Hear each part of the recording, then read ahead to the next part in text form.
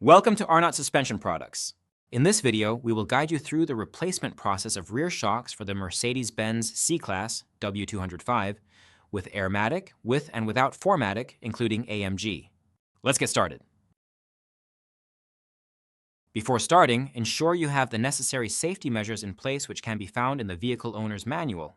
Lift and immobilize the vehicle properly and isolate any stored energy to prevent injuries or damage.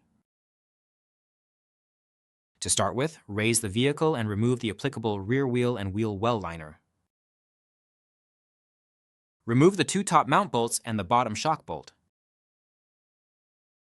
Now, disconnect the electrical connection and remove the shock from the vehicle. After removing the old shock, insert the new one into the vehicle and install the lower shock bolt. Make sure to tighten all nuts and bolts to the vehicle manufacturer's specifications during the installation process. Install the two top mount bolts and connect the electrical connection. Finish the installation by reinstalling the wheel well liner and rear wheel. Now lower the vehicle and you have completed the installation.